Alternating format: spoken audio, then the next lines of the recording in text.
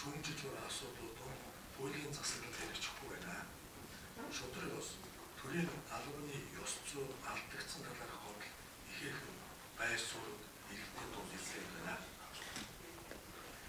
Энэ мэдээж ганц прокурорын байгууллагатай холбоотой биш, хууль тогтоох дээд байгууллагаас нуугдаад хууль сахиулж хэрэгжүүлж байгаа бүхий үе шатанд хамаатай шүүмжил байна. Цовруул улсуудад нийслэлийн 9,000 орон нутгийн 3,000 нийт 12,000 орчим иргэд оролцож 670 иргэн санал хүсэлтэд биечлэн илэрхийлж 1,300 гаруй иргэн бичгээд бодол саналаа гаргасан. Эндээс офшор данстай төрийн албан хаагчдад болон төрийн албыг наймаалцсан хүмүүс хариуцлага яагаад хүлээхгүй байгаа талаар 109. Хууль шүүхэн байгууллагын буруутай үйл ажиллагааны талаар 98 бодол гарсан байгаа. Ерөнхийлөгчийн хамтын газар зэгцэж холбогдох газар албан тушаалнуудад өргүүлэн хэрхэн шийдвэрлсэн талаар тодруулж ажиллаж байна. Прокурор бол хууль сахиулах шүүх ажиллагаанд төрийг төлөөлж оролцдог субъект. Төрийг төлөөлнө гэдэг нь ард орныг төлөөлж тэдний эрх ашигыг сахин хамгаалах, хуулийн засаглалыг тогтоох үүс болохоос албан тушаалтанд үйлчлэх ийм алба биш. Иргэд албан тушаалтнуудад дураар хариуцлага эдийн засгийн гэмт хэрэгт холбогдсон байдал хуулийн шийдвэрээс гадуур үлдээд байгаа талаар хэлж байна. Шудраг усны хариуцлагад өртөхгүй байна гэсэн шүүмжлийг бас хэрэгжилж байна. Нэг талдаа хоосон хардлага цөөнгүй байдаг байх, нөгөө талдаа үнэхээр офшор данстай төрийн албан хаагч төрийн албыг 60 тэрбумаар наймаалцсан иргэн шийдэгдэхгүй сумжраад гацаад байгаа хэрэгүүд бас нэлээд шүүмжлэлт агуулж байна. Өнөөдөр Монгол улсыг гадна дотно руу харагдуулж байгаа олон асуудал байдаг. Эндээс цөөн буюу 3 асуудлыг та бүхэнд хэлье. За нэг авилгалтай тэмцэх төрийн хүчин чармайлт хэлбэр төдий оромдсон байдалтай байна. За энэ хуулийн засаглал сул төрийн албан тушаалтнууд ёс зүй зарчимгүй байна. Энэ нийслэлийн агаарын бохирдол энэ хуурийг та бүхэнд тодруулж хэлье. Эдгээр цогц бэрхшээлүүдээс алай хурдан шийдэж болох нь агаарын бохирдол удаа байх. Удаа өрн цаг ирэхээр эсвэл салхи гарахаар адилхан өгдөг. Харин авилгал ёс зүйгүй байдал тийм амар арилахгүй байна. Өдөр бүр шаргуу хатуу тэмцэж байж л алга болох нийгмийн хор тавдар гэж үнэлж байна. Авилгатай тэмцэх хуулийн засаглалыг хэрэгжүүлэхэд хүн бүрийн хүчин зүтгэл хэрэгтэй ч прокуроруудын чин сэтгэл зүтгэл илүү шаардлагатай байна өнөөдрийн түвшинд. Төрийн өндөр албан тушаалтнуудаар хязгаарлалгүй төрийн үйлчлэгээний ажилтан, эмч, багш хэн бүхнээс төр өөрийн чиг үүргийг тухайн албан хаагчаар дамжуулан хэрэгжүүлж байгаагийнхаа баталгаа нийгмийн өмнө хүлээх үүрэг хариуцлагын илэрхийлэл болгож төрийн бүх шатны албан хаагчдаас ёс зүйтэй ажиллахыг шаардах үүрэг хариуцлага нэх хэрэг байгаа. Тийм учраас прокурорууд төрийн албан хаагчдаа ёс зүйгээр үлгэрлэн ажиллаж хариуцлагыг хэрэгжүүлдэг байх ёстой гэж би бодож байна. Прокурор бол үндсэн хуулийн байгууллага, үндсэн хуулийн 56 дугаар зүйл заасан чиг үүрэг бол прокурорын байгууллагын гол хийж гүйцэтгэх ажил байдаг. Прокурорын тухай хуулийн 2 дугаар зүйлийн 2-ын 1 дэх хэсэгт прокурорын байгууллага нь Монгол улсын нутаг дэвсгэр хууль тогтоомжийн хэрэгжилтийг нэг мөр хангуулах үндсэн чиг үүрэг бүхий байгууллага мөн гэж тодорхойлсон прокурорын үүргийг дорвитой хэрэгжүүлээч гэж би та бүхнийг уриалж бас шаардах гэж ирсэн юм аа. Хуулийн засаглалаа хамгаалах, хуулийг нэг мөр ойлгож хэрэгжүүлэх нөхцөлийг прокурор манлайлан бүрдүүлэхээс өөр арга байхгүй болжээ. Үндсэн хуулинд хүнийг гэм буруутай гагцхүү шүүх тогтооно, шүүхийн шийдвэр эцсийнх байна гэд тов тодорхой заажгсан байхад энэ шүүхийн шийдвэрт итгэж болно. Тэр шүүхийн шийдвэр худлаа гэх мэтийн ялгуурлан үзэх хандлагыг хууль зүйн сайд нь нийтэд илэрхийлээд явж болдгийм үү? Монгол улсын үндсэн хуулийн 14 дугаар зүйлийн 14-ийн 1-д хүн бүр хууль шүүхийн өмнө тэгш, эрхтэй байна гэж заасныг хүчингүй болсон гэж би л одоо хөвдөө сонсоог байгаа. Хуулиа хэрэгжүүлж хууль бус үйлдэлийг даслан зогсоох хэрэгтэй.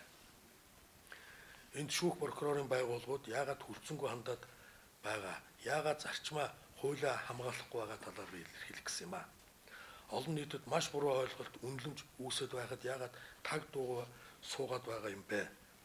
Олон түмэн тодорхой мэдээлэл ойлголт өгөхгүй байгаагаас хууль улам гажиж байнга зөрчигдөж байна. Бүх шатны шүүхээр шийдвэрлэгдсэн асуудлаарх иргэдийн гомдлыг хилцэхгүй гэсэн зарчмыг хууль тогтоох дээд байгууллагын гишүүд нь зөрчөөд шүүхтэй зэрэгцээ шүүх ажилуулад хууль бус хилцүүлгээр бусдыг гэмт хэрэгтэн гэж цоллоод буруутгаад явж байгаад яагаад прокурор тэдэнд хууль сануулахгүй, яагаад олон нийтэд хуулийг зөвөр тайлбарлахгүй суугааг бас ойлгохгүй байна. Үндсэн хуулийн 16 дугаар зүйлийн 16-гийн 14-т гэм буруутай нь хуулийн дагуу шүүхээр нотлогдох хүртэл хэнийг ч гэмт хэрэг үйлдсэн гэж буруутай тооцож үл болно.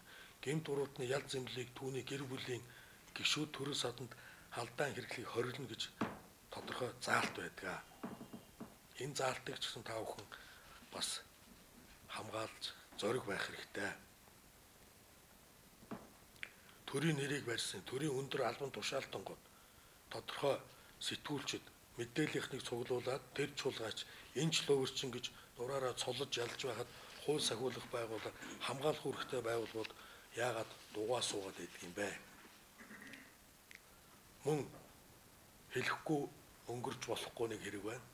9 зоригийн амь насанд талдсан хэрэг дээр шүүхээс гадуурх маш олон буруутгал, хардалт, таамаг дарахж байхад прокурор бас байр суурь илэрхийлэхгүй байна. Хэргийг муу хянсан, хууль зөрчсөн мөрдөн байцаалт эрүүдэн шүүлтийг үнэхээр тэгэж гадуур яригдаад байгаа шиг өөгшүүлээд сууж байсан юм уу гэсэн ийм асуудлуудыг хариулах хэрэгтэй байна. Авилгалтай тэмцэх ажлыг прокурорын байгууллага манлайлан ажиллах шаардлага өнөөдөр үүссэн байна. Монгол улсын авилгалтай тэмцэх үндэсний хөтөлбөрт олон талт хамтын ажиллагааг хэрэгжүүлнэ гэж тунхагласан. Үйл ажиллагааны үндсэн зарчмыг нь хуулийн байгууллагууд хамтын ажиллагаа, уялдаа холбоотой хамтын зарчимтай байх төр ба хувийн хөвшил иргэний нийгэм түлшилж авилгалтай тэмцэхээ заачсан. Төрийн бүх байгууллагад авилгалтай хамтар тэмцэхийг үүрэг болгосон. Авилгалтай тэмцэх нь дан гас авилгалтай тэмцэх газрын ажил үүрэг биш, авилгалын эсрэг тэмцэх ашиг сонирхол нийлж байгаа бүх хүмүүс хамтарч тэмцээрэй гэж тунхагласан байдаг. Авилгалтай тэмцэх үндэсний хөтөлбөрч хэн хизээ ямар үүрэг хүлээж хэн хэнийхээ ямар эрх мэдэлээр хяналт тавьж хэн хэндээ ямар мэдээллийг харилцан өгөлцөж авалцахыг тодорхой болгоогүй, огт журмлаагүй байна. Үүнийг нэн яаралтай журмалмаар байгаамаа. Авилгалтай тэмцэх үндэсний хөтөлбөрийг хэрэгжүүлэх ажлын төлөвийг олон талт хамтын ажиллагааны баримт бичиг болгож хатуу журмлахгүй бол авилгалтай тэмцэл тунгуг төдий байсаар болно. Авилгалтай тэмцэх нь албан тушаалтны гэмт хэрэгт хяналт тавих, прокурорын чиг үүргийг улс төрийн зорилгоор сулруулсан явдал саяхан гарсаарч байна. Улсын хурлын 2014 оны 1-р сарын 24-ний 22 дугаар тогтоолоор улсын ерөнхий прокурорын дэрдэх мөрдөн байцаах албыг татан буулгаж тус албаны оронтой төсөв эзэмсэж байгаа үл хөдлөх болон бусад эд хөрөнгө техник хэрэгслийг авилгалтай тэмцэх газар шилжүүлсэн. Ингэснээр авилгалтай тэмцэх ажлаас прокурорыг хөндөрүүлж үндсэн хуулиар олгогдсон чиг үүргээ прокурорын байгууллага бүрэн дүүрэн хэрэгжүүлэх боломжгүй болгосон байна. Авилгалтай тэмцэх тэмцлийг улс төрийн өрсөлдөгчөө намнах хэрэгсэл болгон хувиргах боломжийг төрийн өндөр албан тушаалтанд олгосон гэдэг нь өнгөрсөн хугацаанд нэн тодорхой боллоо. Тийм учраас энэ алдааг яаралтай залруулж ерөнхий прокурорын байгууллагын дэргэд мөрдөн байцаах албыг сэргээн байгуулах шаардлага үүсэж байна гэж би бодож байна. Үгүй бол авилгалтай тэмцэх газрыг хэн шахаж шаардахгүй дураараа зоргоороо тааваараа ажиллаж авилгалтай тэмцэхгүй байж болох боломжийг үүсгэсээр байна. Мөн өчигдрөөс нэг мэдээ хуучин мэдээлэлтэй энэ Эрдэнэттэй холбоотой Эрдэнэтийн 51%-тэй холбоотой маш тодорхой асуудал хэвлэл мэдээлэлээр цацагдаад эхэллээ. Эрдэнэтийн асуудал дээр прокурорын байр суурь ямар байгаа? Маш тодорхой эзэнтэй хуурамчаар гарын үсэг зурсан гих мэдээлэлтэйгээр энэ хэрэг одоо ямар шатанд байгааг мөн иргэд их асууж байна. Энэ тал дээр нэгдсэн мэдээлэл биднэрт хэрэгтэй байгааг бас энэ уулзалтын ялданд бас та бүхэнд хэлье. Эрхэм хуульчдаа, прокуроруудаа түүхэндээ Монгол улс хүчрхэг цэцгэлэн хөгжсөн цагууд нь шударга ёсыг сахидаг, хуулиа хэрэгжүүлдэг төртөө үедээ л тийм байсан. Монгол улс хүчрхэгжин хөгжөхөд хуулийн байгууллагуудын чармайлт шийдвэрлэх хүчин зүйл болох ёстой юм а. Хууль өгөө бол хөгжил үгэ. Шудраг ёс алсар бол сайхан амьдралч холдно. Тийм учраас хуулийн байгууллагуудын нийт ажилтнууд хуулийн засаглалыг бэхжүүлэх, шудраг ёсыг хэрэгжүүлэхийн төлөө иргэдийнхээ эрх чөлөөг хамгаалахын төлөө тууштай ажиллах хэрэгтэй байна.